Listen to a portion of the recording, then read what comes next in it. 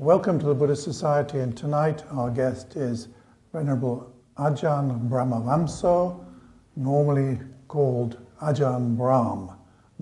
He's also a Mahathera. This year he was honoured in Her Majesty's list, and he has become a member of the Order of Australia for his services to Buddhism and to gender equality, which is a really important thing. And our talk tonight here at the Society is Relax to the Max. So the title of the talk, Relax to the Max. Now, one of the reasons I keep traveling around the world teaching is because there's one of my great friends as a monk who spent about 4 or 5 months in a monastery in Perth many years ago called Ajahn Brahm.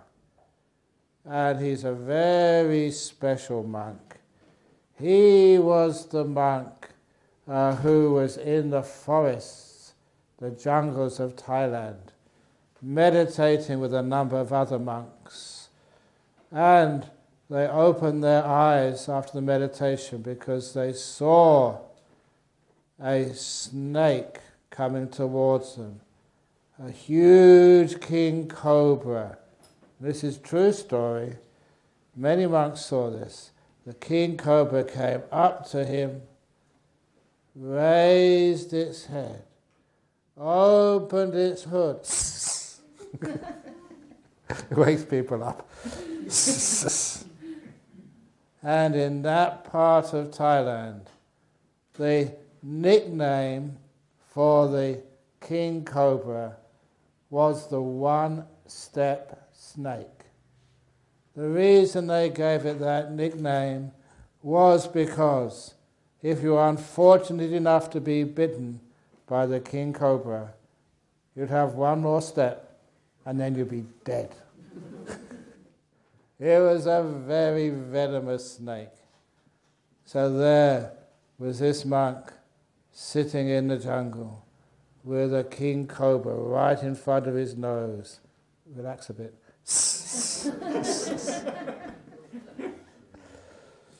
So, what would you do if that happened to you? Would you get up and run away? Now, I lived 9 years in Thailand, in that northeast part. I saw many huge snakes.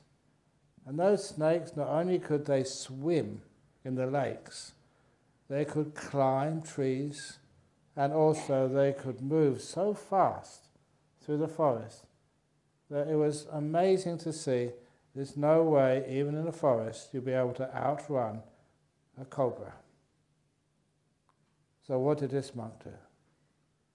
This monk lifted up his hand and patted the king cobra on the head. Thank you for visiting me. It's so nice you dropped by to say hello. Just like I always come to the Buddhist Society in Eccleston Square whenever I'm in London. I too drop by. So but I'm not venomous, not like this cobra. Welcome, thank you for visiting me. And what did you think that cobra would do? There's no way that cobra would bite this monk, because it's so rare. You get your head patted as a snake. That cobra was enjoying every minute of being patted on its head. And after Ajahn Brahm had patted it many times on the head, that's when the snake drew in its hood, put its head down, and slid over to the next monk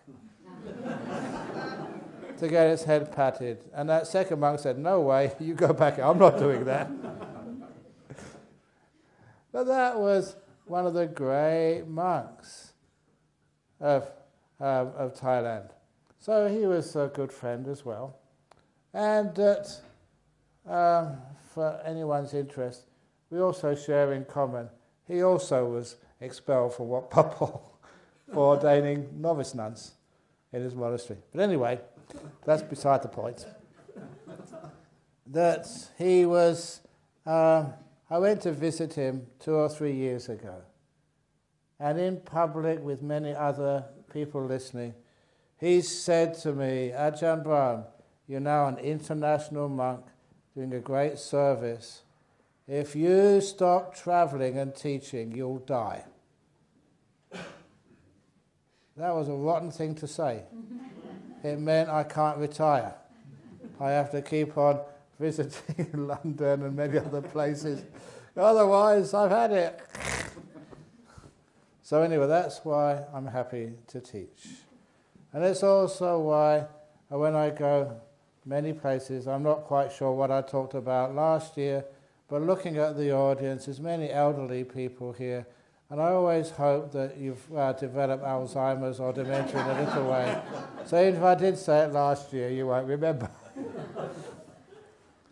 So I went with Ajahn Ganha to South Korea about 14 months ago, because we were doing a peace initiative close to the demilitarized zone, and doing some meditation, some talks. I was invited over there with 2 or 3 other monks, and it came the time that we wanted to do a peace walk inside the demilitarized zone, and all the other monks were not fit enough to do this 3-hour walk.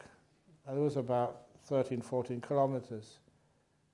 So I volunteered to do this walk inside the demilitarized zone between the 2 Koreas. There was lots of shooting, as you'd expect in such a sensitive area. And I was shot many times. As a monk, I cannot lie. I was shot with cameras and videos.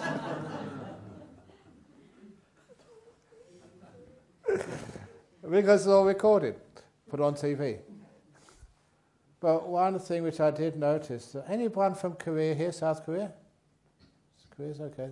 They're very great Buddhists. But when I was there, that you could see that one of their problems in their economy, in their social structure, and even in their Buddhism, that they were very tense, very uptight. So when they asked me for some advice before I left after doing the walk through the DMZ, I taught them how to relax to the max. Because too many people try too hard and they're far too tense. And it has lots and lots and lots of problems in all parts of their life. For example, if I have my robe here and keep pulling it and stretching it, how long do you think this robe is going to last? When it's under tension, eventually it will break. One thing in our modern society, we don't know how to relax. Even when you have a day off, what do? Catch up on all of your business. Do you ever complete all those tasks which you're supposed to perform? Of course you don't, because we don't know how to relax to the max. So one good simile of that. There was a professor in the Department of Economics at a prestigious university somewhere in UK. Colin used to be.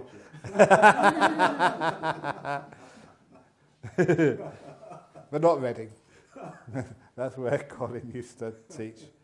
And he came into the class with a big jar. And they didn't know what he was up to. And then from his bag, his briefcase, he took a bag of stones. And one by one, he put them into the jar until he could get no more stones in the jar. And he said to his class, "Is the jar full?" He said, "Yes, can't get any more stones in." And he smiled, reached into his briefcase and brought out a bag of gravel, smaller stones, which could fit in the spaces between the big rocks. "Is the jar full now?" "No," as the class was onto him by now. So he got some fine sand out of his briefcase, poured it in, shook the jar until the sand filled all the spaces between the rocks and the gravel. "Is the jar full now?" And they said, "You probably figure out another way to put something else in there." He smiled, he took the water jug and poured water in it until the water filled up the spaces between the sand, the gravel and the rocks. When he'd finished, he asked his class, his economic class, "What do you think is the meaning of this demonstration?" To which the class said, "It means, sir, no matter how busy you are, you can always fit something more in." He said, "No. It means if you want to put the big rocks in, the precious stones, you have to put them in first." It was a message on priorities. What's really important in your life? Schedule that in first. Don't try and fit that in the end. Otherwise, you can't get the big rocks in. The small sand and the water, you can schedule those in afterwards, but not the big rocks. So what's important in your life? Yeah, family. Family is important. Your health is important. But also relaxation is important. We've lost the art of relaxation. So yes, of course you're busy, of course you've got lots of things to do, but in the great example of this other Thai monk, Buddhadasa, he was building his hall in his monastery, Suan Mok, in the south of Thailand. And when it came to the rainy season retreat, 3 months when we stopped doing work, when we relax to the max, he sat in the builder's home.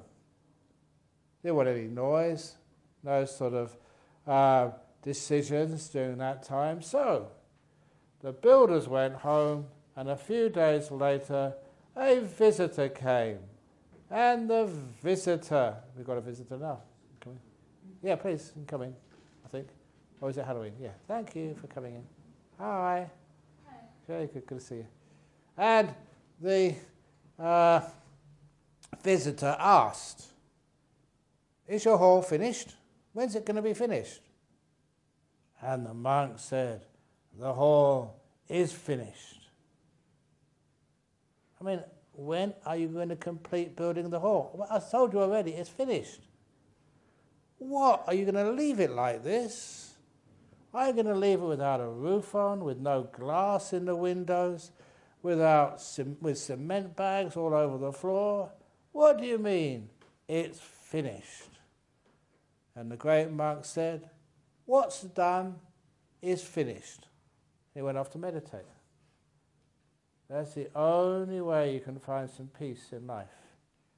To be able to have that idea of prioritizing peace and rest and relaxation rather than finishing everything first. Otherwise, you will not finish all your jobs before you can take a rest. Finished rest before you do the jobs. It's called prioritizing. There was a nun, a bhikkhuni, who had a little vihara in Oxford. And one day someone called her on the telephone, "Venerable, we need you to come and do a ceremony for us. And she replied, I'm sorry, I'm busy today, I can't come. Why? Said the caller. It's because I'm very busy. Yeah, but what are you doing? I'm doing nothing, said the wise bhikkhuni. And the caller said, wonderful. That's what Buddhist monks and nuns, leaders should be doing. Teaching by example, showing the path and walking the path. So, well done. A Buddhist monk or nun prioritizing, relaxing, doing nothing. So, she carried on doing nothing all day, and then the following morning, she got a call again. The same caller. Oh, great issue, look, I really need you to come and do a ceremony in my house. She said, sorry, I can't come, I'm busy. You were busy yesterday. Yeah, I'm busy again today. What are you doing today? Same as yesterday, nothing. That was your excuse yesterday. Yes, said the wise bhikkhuni. I'm not finished yet.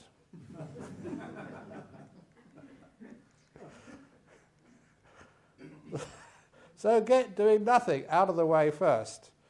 And when you're finished doing nothing, then maybe do something. But we're so restless that we get sick. When I teach meditation retreats, the first day or two, people are always sleepy. In fact, many people copy my talks and listen to them before they go to bed, and it sends them to sleep. I still don't know if that's a compliment or a fault, but at least they have a good night's sleep.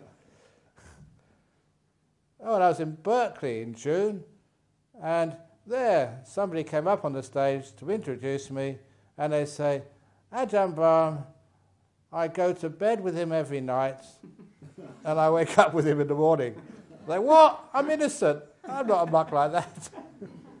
They said, what I mean is that I listen to his talks.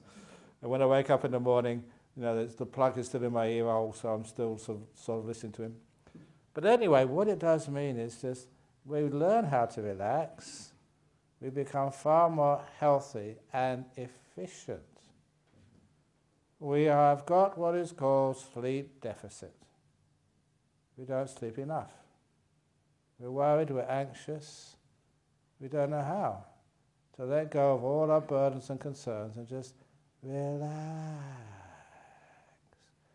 Even just asking a person to say that, relax to the max. They rush that saying. It's relax to the max. I'm a monk, I know how to say those words.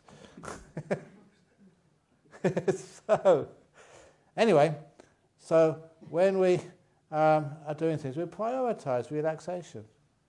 And if you prioritize relaxation, all those other things which you think, oh, I haven't got time to do this, haven't got time to do that, of course you get time. Because when you're really relaxed, you're efficient. Your mind becomes clear. You can innovate. You can do more work in less time. And you don't create so many enemies when you say words you really shouldn't have said, simply because you were too tired and too tense. So this is why relaxation can help solve many both relationship problems. The only reason why we argue. Someone once said, when we have a problem with a relationship, when you find you're shouting at people you live with and people you love, why? Why do you have to shout at each other? Shouting at each other is a sign that you are emotionally distant. Just like if someone's on the other side of the road, I have to shout at them so they can hear me, because they are physically distant. But the only reason why we shout when they're sitting right next to you, or just over the coffee table at home, is because they're emotionally distant. It's a sign that your relationship needs to come together a little bit more. But many times it's because we're just so tight and tense and tired. One more thing and it just really tips you over. It's called the lack of resilience because of too much tiredness. I don't know how many of you play musical instruments. The musical instrument I used to play when I was young was a gramophone record player. But many of you, I think, may be musicians, and if you play string instruments, you can imagine, say, like a violin string. If it's very tight, very taut, stretched at both ends, when something hits it, it makes a loud noise, a high-pitched noise. If you loosen the tension and you hit it, it makes a low noise, a low-pitched sound. If there's no tension in it at all, something hits it and it doesn't reverberate. That's the simile of resilience in our world. Sometimes we're so taut and so tight, little things happen to us. Somebody says a small thing and we blow up. A virus goes around and we just overreact to it in our body. Just like, I know Desmond kindly asked me, how's my health been? I did have a disease I went to Indonesia, a very bad cough for about 2 or 3 months. And I found out it was the pony virus. Has the pony virus come to the UK? You know it's a pony virus because it makes you a little horse.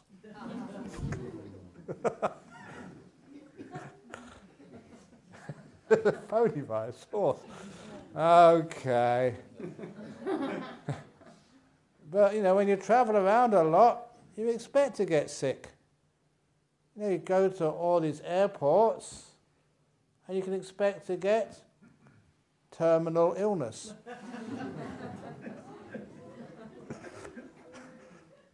Okay, just one more. And if you do pass away, the last part of your body which turns off when you die? The last part of your body, the last organ which switches off when you die. Many people think it's their heart or their brain. They're wrong. It's the eye. The pupil of the eye is the last thing which stops working. You know why? Because only the pupils dilate. That's true, they dilate. And one of the reasons I tell jokes is because it forces people to relax. Because once they start laughing, not thinking about all of the difficulties and problems in their life, they can relax. So physically, when we learn how to enjoy this moment and relax, we can become remarkably healthy. We can sleep well at night. So part of even the Buddhist meditation technique, the Kayagata Sati, just being aware of your body and learning how to relax your body is very powerful. So, we learn how we've got a body here. My body is 68 years of age, and again, there's no way I can retire. I will die, according to Ajahn Brahm. In Australia, that means that they will never give me a pension. Although I did. This last year, I decided to apply for, this is Commonwealth of Australia, seniors card. like basically an old age card. I don't get any benefits from it, but I thought, well, why not? I can, so I will. There was a problem, because I did everything on the computer, but they said no, because of the problem, worldwide problem of identity fraud, that I need to go to the office personally and prove my identity. So I went up to the office in town, made an appointment, waited, of course, until the appointment was due. I went up to the person and they asked me, can you please prove who you are? And I replied to her, for the last 45 years as a monk, I've been trying to find out who I am, or if I am. So actually I don't know. And it was amazing, the person on the other side of the counter didn't think that was funny.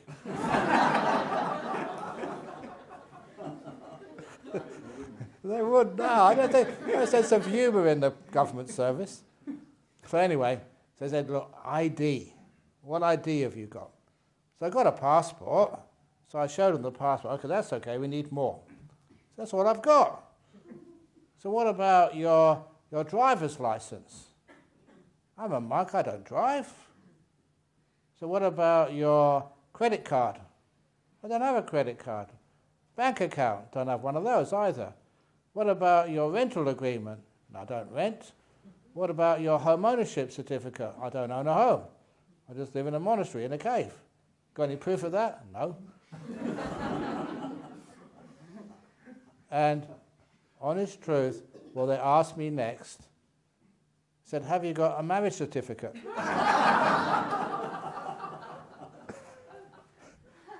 Of course not. And they said, well, you don't exist. You know, according to all the things you need in like the government service, you don't exist. I said, wow, the Buddha was right. No self, I proved it, I don't exist. So I had some fun being a monk and messing around with people. Even, just almost similar, at Perth Airport. Not this trip, the previous trip. You know, they ask you as you go through the customs, and they check your baggage, and they ask you if you've got any liquids in your bag. I said, no. They said, no liquids at all, no hair gel? I said, come on. And they laughed as well. So anyway, so when you can relax, then you don't get upset. I found that more people relax, the more they can laugh at themselves and others. They're not so tight and tense. And so their resilience is totally different. They don't get upset or offended these days. So your body relaxes, even your facial muscles relax. It was a year or two ago. It was over in Bangkok.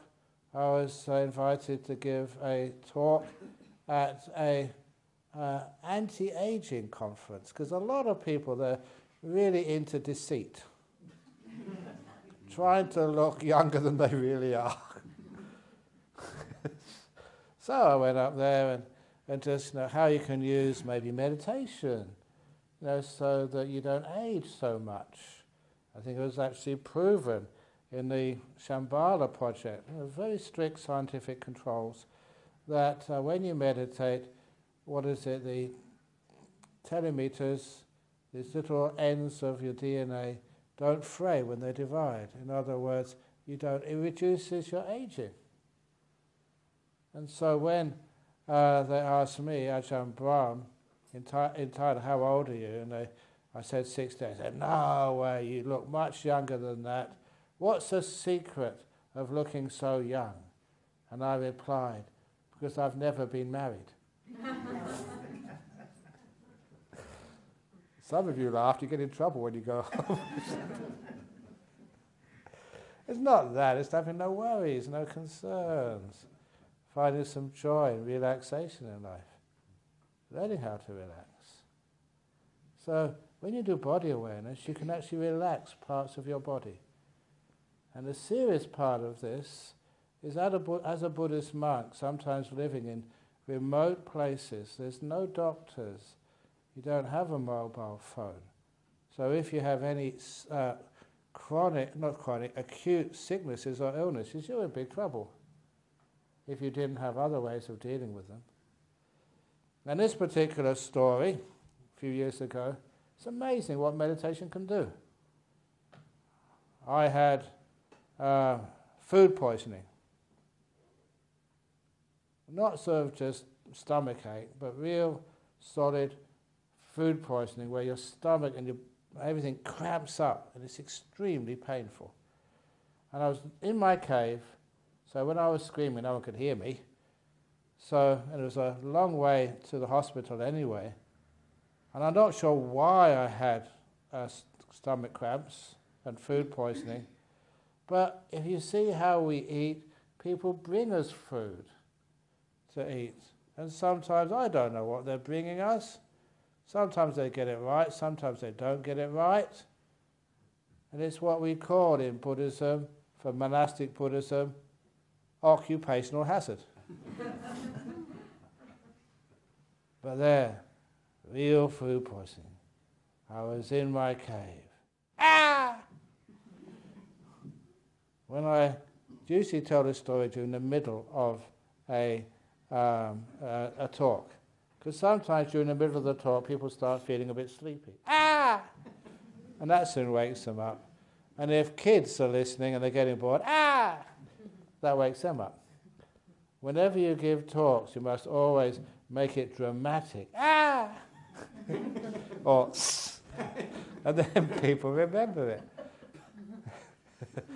So anyway, there I was, having stomach pains, really bad. There we go. And so what to do? So what I did, what I've been taught, and how I teach others, be mindful of that extraordinary pain in your tummy, and just learn how to relax it. Relax to the max. And over many years, you've learned how to do that. You know how to lift your arm. You know how to move things in your body. To take that area, not be afraid, and just relax it as much as you can. And every time I relax that area of my body through my body awareness and through kindness, the kindness is the way to relax things, then I found that feeling, that tightness, that pain, got a tiny bit less. Only a tiny bit, but I kept on going. Another tiny bit less, another tiny bit less. And it took me about 20 minutes, maybe half an hour, I'm not quite sure. But after that time, there was no ache or pain or cramps in my tummy at all. The food poisoning had vanished. It was real food poisoning, not exaggerating. Somehow or other, I learned how to take a very dangerous, acute symptoms and just relax them all away. Until there was no pain at all, it never came back. Amazing what meditation can do. And afterwards I started to wonder, how does that work? Because that was apparently food poisoning's got real bacteria in your guts. Maybe salmonella or, I don't know, E. coli. But there's real bacteria there causing havoc in your digestive system. So how on earth did that work? But it certainly did work. And then I visualized what my theory was of how this works. I imagined these bacteria. The last time I looked through a microscope at bacteria, they were like blobs with little tentacles coming out of them. So I imagined that after I'd done this relaxation exercise to my own digestive system, that all those bacteria were there still in my digestive system, but now all their tentacles were crossed in full lotus, or put their hands, that they were all meditating peacefully. I don't know if that was the case, but certainly there was no more aches or pains left. And it wasn't suppressed, gone for almost forever. And that's how I've used this relaxation technique on your own body many, many times. I do live a busy life. And sometimes you're about to give a talk, and many people have come to listen to you, and you've got the sniffles, cold or a flu about to come. If I need that time, you just look at that irritation in your nostrils. Feel it. Don't be afraid of it. And you learn how to relax. Really relax. Deeply relax. Until the sniffles, the sinus fluid stops running out of your nose. I remember doing that once, just half an hour before I was going on live TV in South Korea. I thought, oh my goodness, I can't explain. I didn't know enough South Korean language to be able to tell them that, please can I not go on, I've got a cold. I didn't have any medicines, so just meditated in my room until it just disappeared. Relaxing it deeply. So physical relaxation, doesn't just mean you don't get ill in the first place. But it also means that if some bacteria or some overreaction in the body does happen, you can actually do something about it and really relax it. The health benefits of meditation are brilliant. And these are real cases where people suffer immensely. And to be able to overcome some of those sicknesses, or teach people how to overcome some of those sicknesses, is a wonderful thing to be able to do. And of course you do it on yourself. And of course, learning how to sleep well at night, and also learning how to have your relationships with others so you don't argue, you're relaxed. So you don't feel that you have to respond in an aggressive way. Or when you're driving, sometimes we're late for an appointment. Sometimes our driver doesn't arrive early enough, which means you don't get to meet your parents early enough, or you're about an hour late to meet your brother. What do people do when they're late? They rush. And you can't do anything, you can't make it faster. In fact, the faster you try and go, usually the more problems you have. So for me, if you are late for an appointment, you relax. It's especially nice if you're just a passenger. You just relax. It's called enjoying the in-between moments of life. So often, thank you, so often that we're called, why not be a poser? You can, anytime you like. And then, where am I going with this? Sorry? Passenger, yeah. You've left the destination, you haven't arrived at the, what's it called, where you go? No, you left where you've been, you haven't arrived at the destination, you're in between. So much of your life is in between. And I love those in-between moments, because there I can really relax. I know when I get to the destination I've got to talk, entertain people or tell jokes or whatever, but actually when you're in between, that's when you can really relax and enjoy the moment. So I always grab the in-between moments of life rather than worrying about I'm not going to get there on time. Whose time anyway? So that is where we're not so tense with whatever we have to do. We know how to relax to the max. And then when you get to your meditation practice, to learn how to relax. When I relax my body at the start of my meditation practice, really sweeping through the body, relaxing everything. It means that when I've completed a body sweeping, as a preliminary to the meditation, my body feels so at ease that it's actually delightful. It's actually pleasurable to feeling a delightful body, fully relaxed. It's one of the reasons why people go to like a spa to have a massage. It's why people go and have a hot bath after a busy day to relax all the muscles in your body. It's why people go to resorts to lay in the sun on recliners with nothing to do in the whole world. It's why people come to the Buddhist society here to relax in meditation, where you can get the same results without paying so much money. You learn just how to relax your whole body, and it feels delightful, which is one of the reasons why that I give a nickname to this place. What's the nickname? Club Med. Is it Belgravia or Pimlico? Southern Belgravia.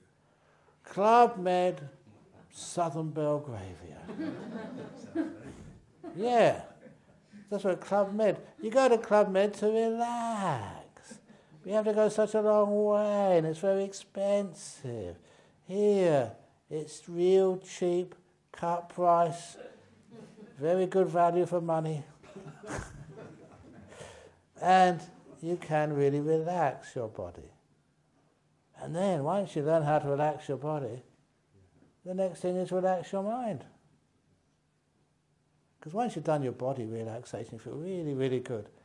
You know the next thing is your mind, that you learn how to relax as well. Simple meditation. So, I always like to see things in a new way, just cut new ground. Did anyone ever watch Star Trek? Yeah. You know the opening there, where it says, to boldly go where no monk has gone before. It says boldly, doesn't it? Yeah, but not monk. Yeah, but that's what I say. It's a split infinitive. Split infinitive. I like splitting infinitives. I can split anything. To boldly go. Let's say boldly go. Where no man has gone before. Or to say boldly go where no monastic has been before. Monks and nuns. So sometimes it's nice to actually to break new ground, to innovate, to keep this amazing teaching alive.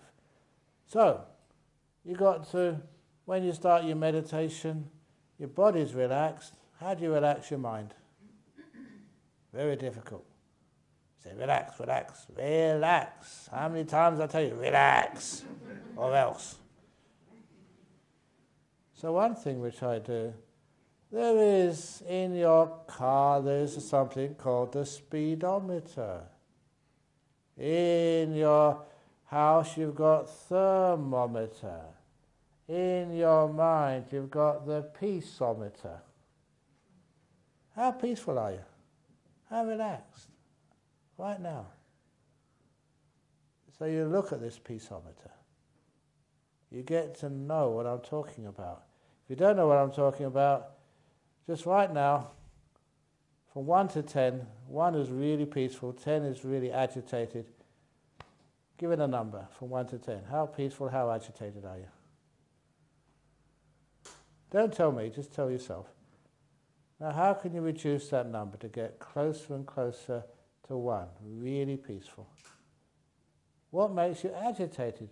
That peaceometer reading go up. So 7, 8, 9, even 10. What is the cause of peace in your own mind? And what makes it excited, disturbed? For those of you who've done a lot of study of Buddhism, that is right clear third satipatthana, being aware of your mind and what causes it to be still, what causes it to be disturbed. So, but putting it in a very simple way, what's the cause of peace? Struggling and striving just makes you disturbed. Relaxing. Relax your mind. Think of it as that string. It's really taut. That's not relaxed. Somebody bangs the door, or they cough, bing, and it really disturbs you. When you're so relaxed, they can bang the door, and by the time the sound of the door bang is over, you've already forgotten it. It's one of the problems with teaching meditation, because I gave a presentation at a hospital in Singapore. It was part of a seminar on Alzheimer's and dementia. And the doctor, the professor, was speaking first. There was a professor who started by saying, the signs of dementia are that you forget the past, you can't really think of the future, and you're socially disengaged. And I thought, that's me. And I've been teaching that to people for a long time. Let go of the past, let go of the future, and just be in solitude. I love solitude, but since coming to London, I've seen there's many people here in London that don't practice solitude. They practice what I call sorry-tude. You know, I bump into someone, and they say sorry. They have done nothing. It's not your fault, but you're still the one who says sorry. So we have a terrible race of people who keep saying sorry for something you've never done. Doesn't make any sense to me. That's called sorry-tude. Solitude is something better. And also, I also like silly-tude as well. Silly-tude, being a bit silly sometimes. A bit of fun in life. So anyway, so when we have a peaceful mind, which is not stretched by what you want in the future, or what's dragging you in the past, letting go, you find then the mind is really peaceful. You can feel that the number goes down, down, down, down, down. You relax to the max first. And then, if you want to do something like a breath meditation, then you do the breath meditation. Once you've gained some peace in your mind. And once you've gained some peace in your mind, it's very easy to watch the breath for hours. Why? Because you're relaxed and peaceful enough. That is where the awareness of the breath can be established. If anyone doubts me, I don't just tell jokes. I know my Pali, I know my suttas. It's called like establishing sati parimukham, which means has a priority, not in front of your nose. It can never mean that. Giving it priority, the mindfulness and the calmness, get that in place first. And then you can go to things like the breath, and it becomes very easy. You're prepared, your body and mind, to be able to watch the breath. And you get deep very quickly. And also, afterwards, are you really, really benefiting from the meditation? I just taught 2 retreats, and only short retreats. But afterwards, they say, how do I know it's working? I said, ask the people you live with when you go home. If you're more a pain in the butt than when you left, that's not meditation. But if you're far more peaceful, easier to live with, more productive in the office after you've done a meditation retreat, that is success in meditation. So often, I've been teaching meditation, and on my Tuesday night group, that sometimes a woman comes and says, I never wanted to come this evening. I was tired, came home from work. But my kid, 6-year-old, said, Mummy, are you going to meditation tonight? No, darling, I feel too tired. Mummy, you must go to meditation tonight, but I don't feel like it. Mummy, go to meditation tonight. Why, darling? Because you're a much nicer mummy once you come back from meditation. It has an effect on you. And even in business. What was his name? I've mentioned him more earlier. Brian Josephson, Cambridge University. The only any Welsh people here from Wales? No, crikey. No Welshman here. Oh, Welshman. 1/8. Okay, that'll do for tonight. There's only one Welshman who's won the Nobel Prize for Physics, and that's Brian Josephson. And he won that Nobel Prize for quantum tunneling. You don't know how to know what it means, but it was the basis of the Josephson junction which allowed supercomputing. And he got that insight after he was meditating. Really still. This gives you innovation. Relaxing, innovate, succeed.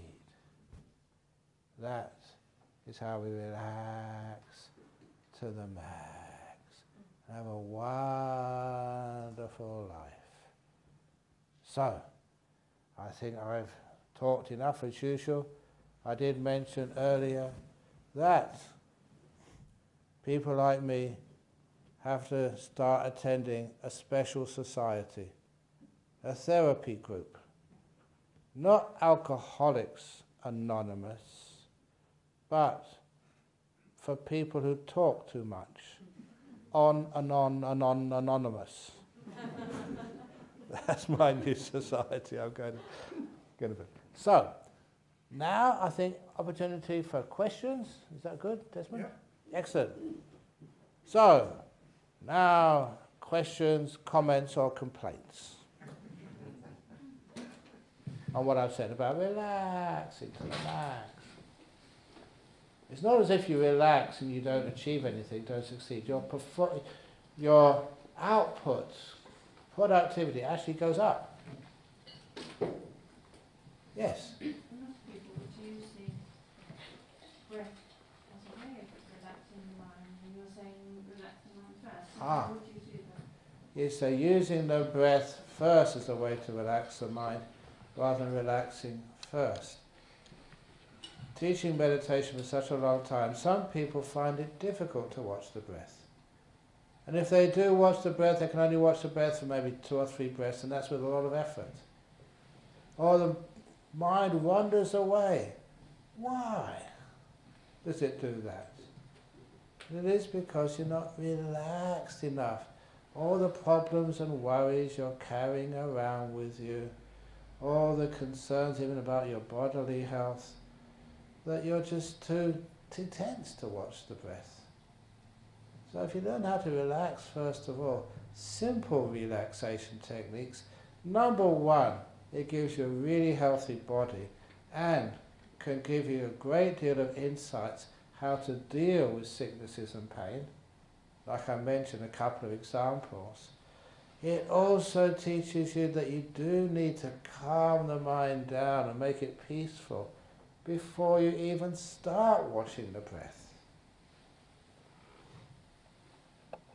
Just a little thing, actually it's a big thing, that for the last few years, trying to sort of make a translation, a new translation of the basic teachings from the Pali Canon, and in so doing, retranslating some of these terms which are way past their use-by date. Things like concentration for samadhi. It's stillness, not concentration.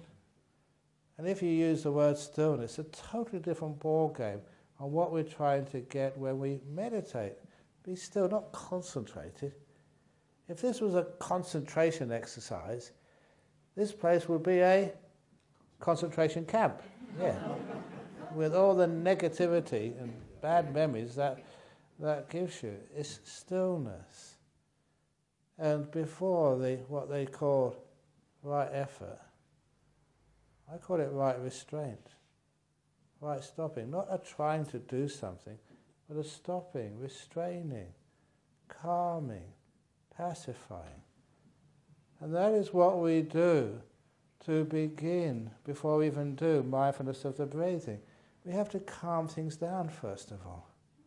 Again, this is for those experts. In every one of the 4 satipatthanas, the 4 focuses of mindfulness, we have to start, it's a prerequisite, vinaya loke apicca dhammanasa, which is usually translated very inaccurately as having abandoned grief and covetousness for the world, which means nothing. The commentaries, and there's good ground for this in all of the suttas, basically it means having restrained the 5 hindrances. That is the instruction from the Buddha before you even start doing the satipatthana. And one of those satipatthanas practices is mindfulness of the breathing. So you have to restrain, limit, calm the 5 hindrances before you even start doing the breath meditation. And then the breath meditation is done at the right time. Not too fast when you're not ready for this, first of all. I don't know if you, because my brother, he's getting old now, but he's 70 last, couple of months, about 3 weeks ago. That just in his old age, he decided to take up playing the piano. And if you start learning how to play the piano, you can't start, playing sort of Tchaikovsky's piano concerto. You've got to start with green sleeves or chopsticks or something. So let's start watching the breath. Let's start calming the mind first of all. Relaxing the body, and then you go to the breath, and it's easy. Because sometimes I'm a bit frustrated that too many people start meditation and they say, I can't do it, I can't watch the breath. And they give up. And they lose this wonderful opportunity. No matter what race, religion, gender, or whatever they are, they lose a marvelous opportunity to really get into this practice, which was described by the Buddha, because they go too fast. You've got to go into the relaxation first of all. That's why. Relax to the max. Even Ajahn Brahm, he didn't say relax to the max because it wasn't English. In Thai, it was breathe in, sabah. Breathe out, sabah.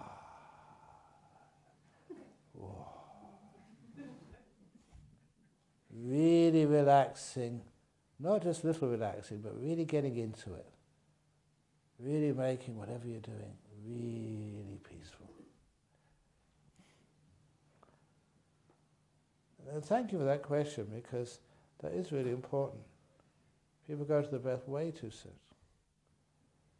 And the only way they can keep attention on it is by holding it, by force, and they get frustrated. The breath wanders off, or the mind wanders off from the breath. You bring it back.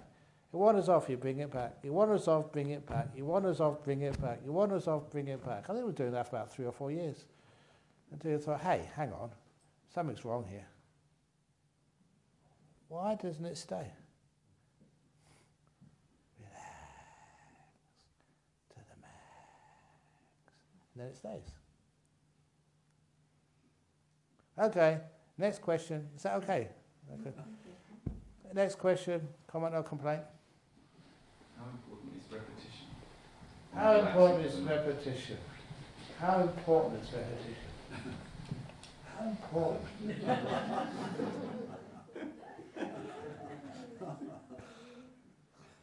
Actually, I've told many jokes many times, and I'm sure you've heard them many times as well.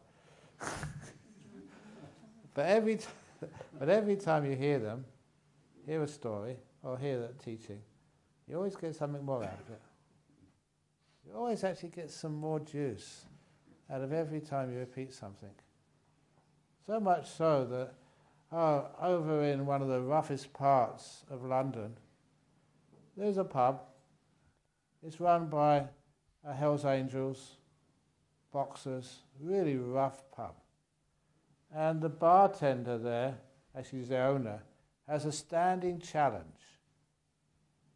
Once he's squeezed a lemon into some cocktail or whatever, once he's squeezed a lemon, if anybody else can squeeze even one drop out of that lemon, free drinks for the night. I know it's not a good Buddhist simile, but it's the best you can do.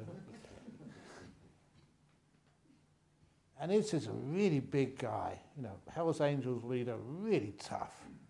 So when he squeezes a lemon, he pulverizes it.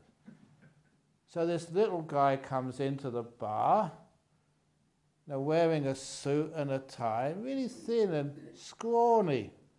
And he says, I want to have a try at the challenge. And the bartender laughs at him. Oh, come on, look, you're so weak.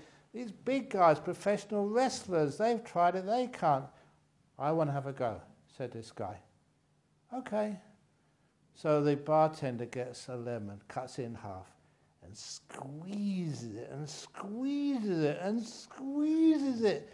And all the juice comes out. Here you go, have a try, he says to this little guy in the suit. And this little guy in the suit takes that, squeezes it.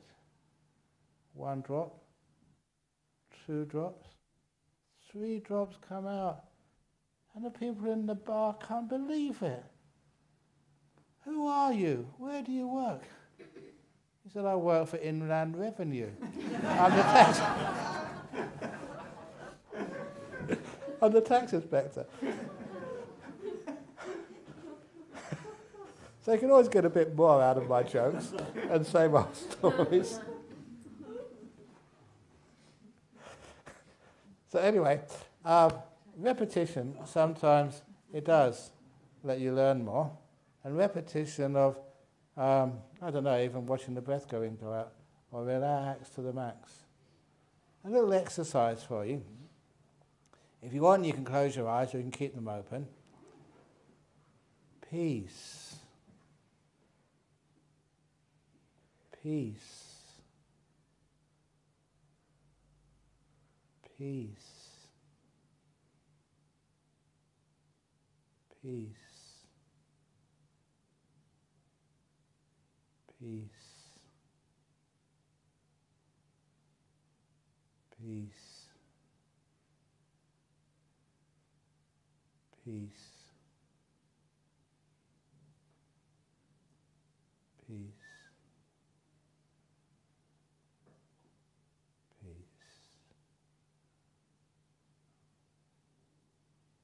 Okay, you can open your eyes now. When I say that word, with a pause, after you say that word, automatically the mind goes towards it. And then it hasn't got enough strength yet, so you repeat the word. And you can feel more peace. And you repeat it again. Every time you repeat it, you're actually directing your mind to what the word peace means for you. Its meaning, its essence, what peace is. So sometimes you can say these words to yourself repeatedly, and you find that what it's signifying, what it means for you, gets reinforced in your mind. And it has a very powerful effect upon you. So that's why sometimes that repetition, every time you say something, you're actually directing your mind to look in that direction. So repetition can be very powerful as a means for arousing this quality which the words describe. And it becomes sometimes good fun.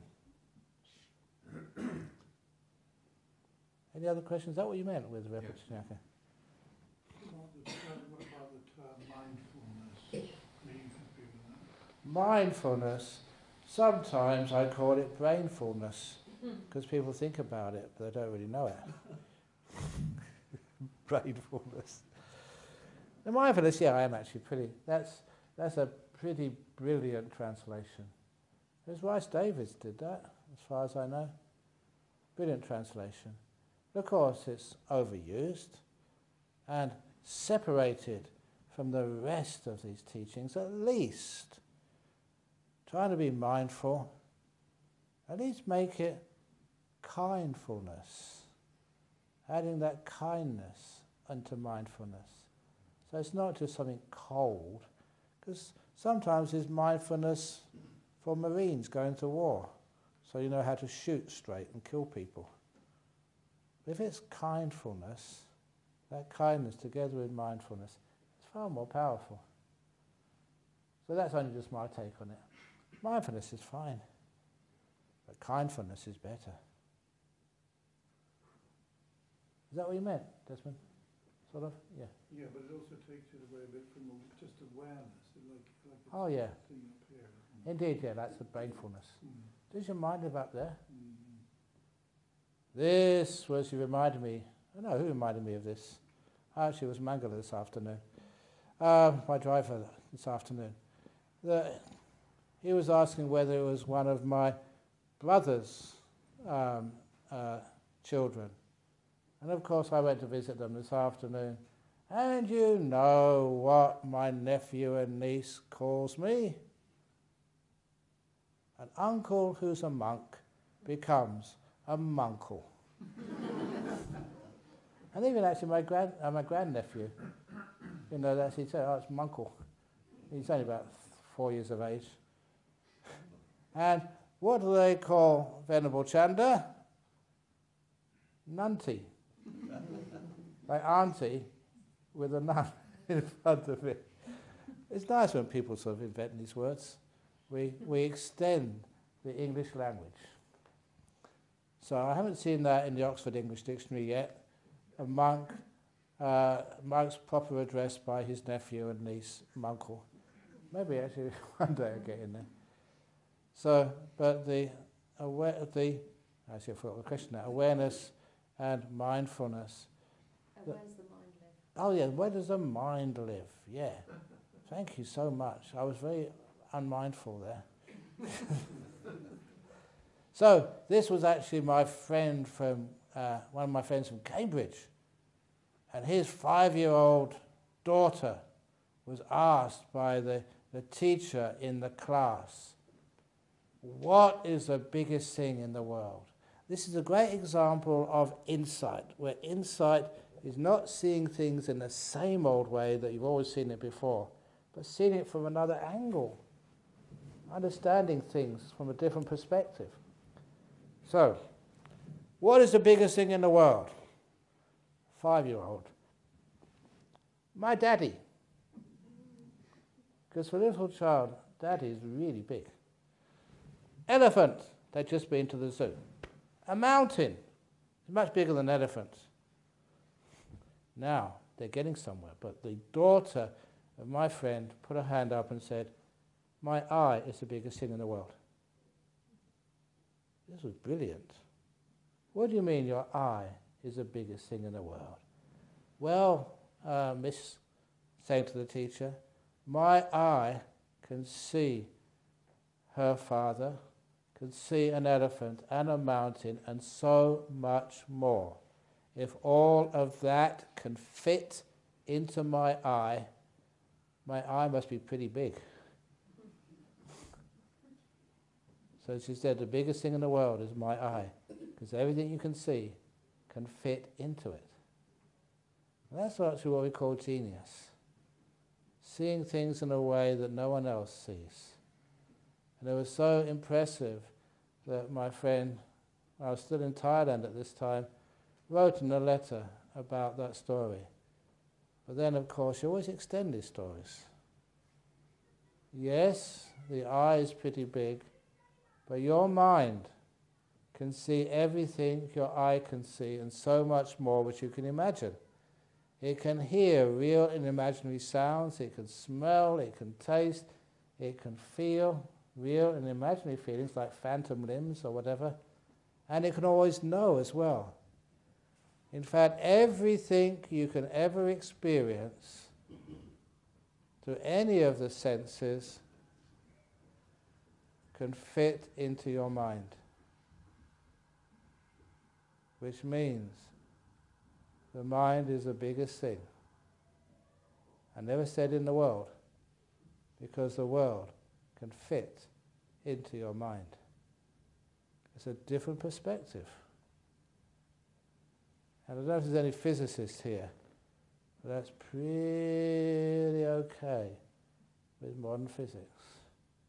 And how, before you even experience things as we know it, you have to have a mind basically to collapse the Schrodinger equation. You understand what that means? But it's pretty sort of solid science. The mind being the biggest thing in the world. Sorry, the biggest thing, because the world can exist in the mind. And if once this universe stops, because this universe is in the mind, the universe doesn't stop. So the mind doesn't stop. It's the universe. The three realms, Kamaloka, Rupaloka, Arupaloka. Kamaloka can come and go. Rupaloka comes and goes too, but it's much more stable than Rupaloka. Before the world began was the mind. Anyway, that's all fascinating stuff. But nothing to do with relax to the max. But fascinating. Yes?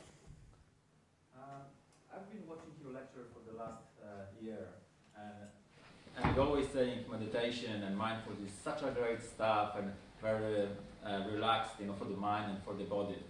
And nowadays everyone's saying, you take these tablets, what the side effects, and actually I came here to ask you face to face, what are the side effects for the body to practicing meditation? Okay. From the physical point, I guess you have a back problem because you see it, but from the other other side effects, can you experience your, instead of saying always positive, maybe you can find from your practice any kind of other way to see? No, the probably one side effect, if you do meditation a lot and you really get into it, is you do tend to lose your hair. I love my hair.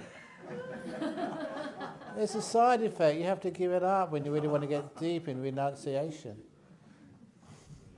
People let me know.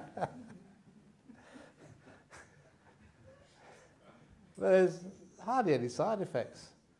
Only bad side effects, that is.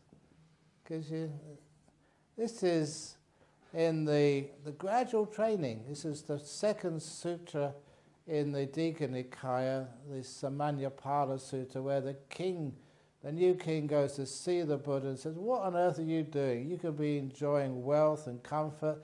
What are you a monk for? Said to the Buddha. And the Buddha said, for happiness. Get much more happiness than you do as a king. And started to mention all the different forms of happiness, in the spiritual life. Little things like having a meaning, which a lot of times people in this modern world, they go to work, but their meaning in life, what are you doing this for? Acquisition of money? If you manage to get to the end, you get enough to live. Why do people always want more? Or is it the family? Having sort of kids and a beautiful, loving family. Is that it? And more and more, you still look for more and more happiness. And then you come across, these some of the monks and the nuns, and they're really legitimately happy. And really smart. I've never, I was hanging around with Nobel laureates in Cambridge, and then you go and see an Ajahn Chah, who's much smarter than all of them. And why? That just really rocked me. And just how come this monk is only did grade 4 at school? I was just so much more balanced and smart than I would ever be. And why? Because that beautiful kindness, even the being a good person, brings up the natural happiness, being kind, being generous. Generosity is a beautiful form of happiness. Not here, but I remember one talk as a layperson. There was this Tibetan nun. This is maybe 50 years ago now. Gave a talk, and it couldn't be that long, maybe 48 years. Gave a talk, and it just all she was doing was being compassionate, being kind, just serving in an orphanage somewhere in Sikkim somewhere. And then I was so impressed, I went to my bank and took 20 quid out, £20 out of my bank, just on a whim, because I was a poor student. My father had already died, my mother was just struggling to survive, and that was 2 weeks' food money. And I still had food to eat. I never starved, but I went hungry. And I did that, and I was just, to this day, it causes me so much happiness. The best £20 I'd ever spent. Because I keep remembering every time. A little bit of sacrifice, imagining little kids having food to eat, or a dry place to stay. Little things like that, goodness, kindness, generosity, renunciation. It's not what you want or what's for you, it's for others. You get so much happiness and joy. So the happiness and joy when you start meditating, it's all about letting go, renouncing, is enormous. It gives you meaning. And that's something in a meaningless world where sometimes we get frustrated, disappointed, disillusioned. It's wonderful to see that meaning and to live it. And that's one of the great advantages of meditation. Finding meaning.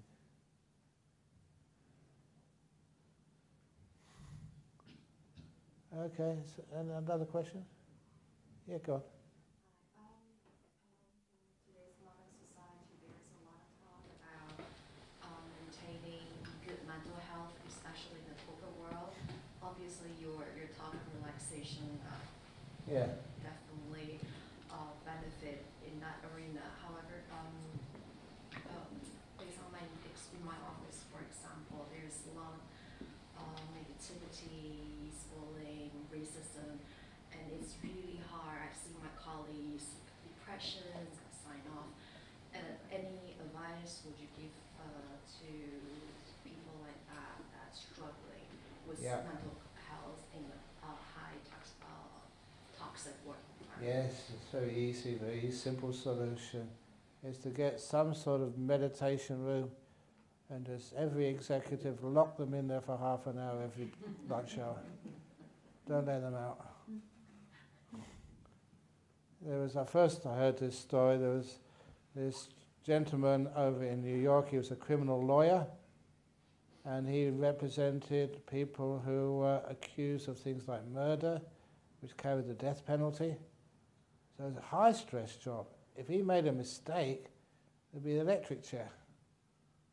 And so that was really sort of life and death stress. And together with his secretary, they found a cupboard in the office, took all of the papers out, put a cushion in there, and she locks him in there half an hour every lunch hour.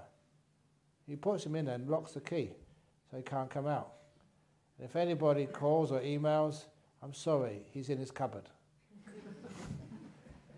And she does that because it's far less a pain in the butt for her in the afternoon, and it's much more efficient.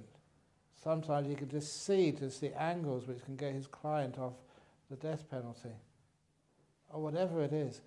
When you are stressed, you've been working all morning, and you don't take a break at lunch, what happens? You just push yourself, and you get very negative, very angry, frustrated too, and your performance level goes down. You've seen that in yourself. I've seen that. If I'm writing an email and I'm tired, it takes me half an hour to write. If I just push it aside and do some meditation, relax, or even take a nap, afterwards, it's so easy. You can write all the answers very quickly because your brain has time to re-energize. So this is the Similarly, I've said it here I think a couple of times, how heavy is a glass of water? The longer I hold it, the heavier it feels. After 1 minute I'm tired, after 2 minutes I'm aching, after 3 minutes I'm in pain, and a very dumb monk. When it gets too heavy to hold comfortably, you put it down and rest. Only rest for a short while, and then after that while you pick it up, it's actually lighter. It's easier to handle. It's the same weight, but because you've rested, it's easier to handle. That's called stress management. But do we know how to put it down? No, we keep carrying it, pushing it. We've got no time to put it down. We've got a deadline. We've got a schedule to fulfill. That's what kills us. Instead, when you're tired, put it down. Put it down for half an hour, and the next 3 hours you get in the next 2 hours you get 3 hours work done. It's called, and this has gone to Harvard Business School, it's called an investment of time. You're making time by taking a rest. Simple Buddhist mindfulness, kindness and wisdom too. We know how to put it down. We're not afraid of rest because we know we need it. It makes best for the company, best for your family, best for productivity, best for your mental health. That's what we do. It's not just mental health in corporations, it's mental health in schools. So that kids can learn how to rest their mind. And then they can work. That's why in schools in the old days, we used to have a break in the morning, break in the afternoon. You know, one of the time when England had its empire, Britain had its empire, what was the reason why British had an empire which ruled the world and now it's got hardly anything left? Why?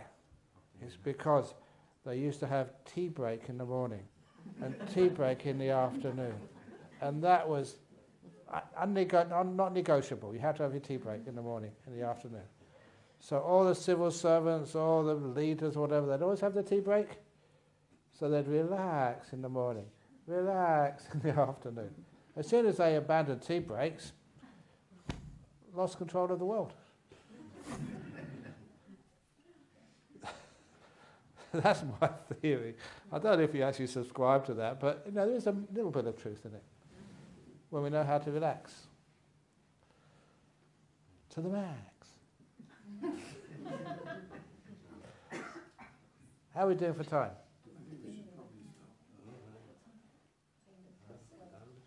Okay, yeah. Okay. Where are you going tomorrow? We're going tomorrow to Malaysia. To Malaysia. Sorry? Yeah. No peace for the wicked. That's my motto. Always on the run. That's why I said I can say anything this evening, because I'll be out of the country by tomorrow. Ajahn, it's Halloween. Can't you tell a ghost story? Oh yeah. Halloween, ghost story. Okay. Okay, you can sit down again a bit. Hey. No, sure. No, this has to be the person went to the talk at a Buddhist society one evening, and on the way home, there was two ways to go home. One was a long way, one was a short way, short route. The short route was through the cemetery. But they didn't believe in ghosts, they were rational scientists, no such thing as ghosts. So they took the short path through the cemetery. And of course, in the cemetery, the lighting is much, much dimmer than on the main roads. So they're walking through the cemetery, halfway through, nothing had happened, ghost stuff is all hocus pocus. But when they pass the halfway mark, have you ever had the feeling you're being followed? That's what he had. Something was following him. And so his senses started to listen behind him. And sure enough, he could hear something behind him going, bump, bump, bump. He thought, no, imagination. He carried on walking, listened even more carefully, bump, bump, bump, something was following him. He made his biggest mistake. He turned around to take a look, and what he saw broke him out into a sweat born of terror. What he saw was a coffin, vertical, still with the soil dripping off it, bumping behind him. Bump, bump, he's being chased by a coffin emerged from the cemetery. Oh, he really sort of lost it. He ran as fast as he could. No mindfulness or awareness. He just was running. And as he ran, he got to the cemetery gates, went outside, the coffin was catching up.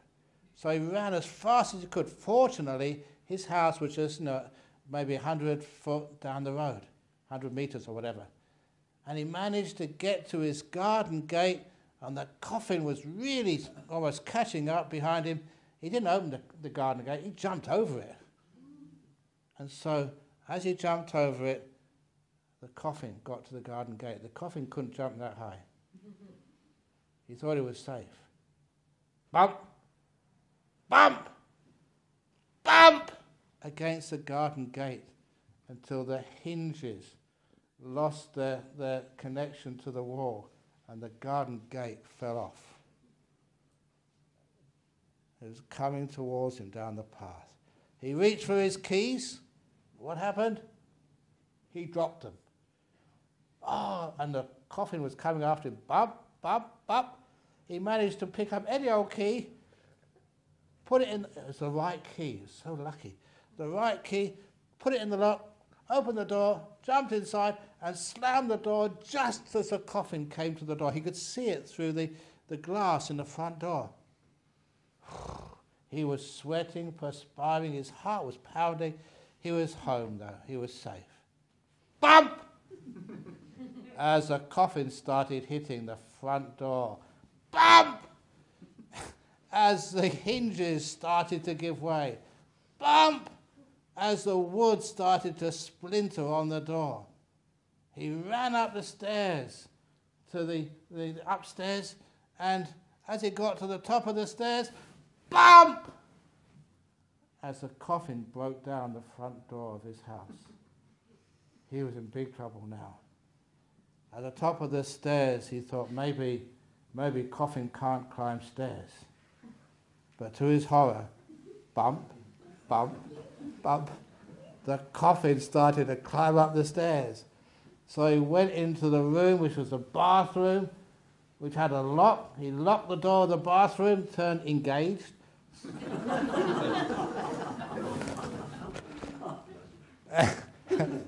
And he could hear the coffin come up the stairs, bump, onto the toilet door. Bump! As the door started to give way. Bump! As the coffin broke down the door. There was no place left to run. No escape. He was facing the coffin only a few feet away. And just instinctively, he reached for something on the shelf as the coffin approached. He threw it at the coffin. The bottle broke and this brown liquid spread over the coffin. And the coffin never moved again. He wondered what it was, and he looked. It was cough mixture. It stops the coughing!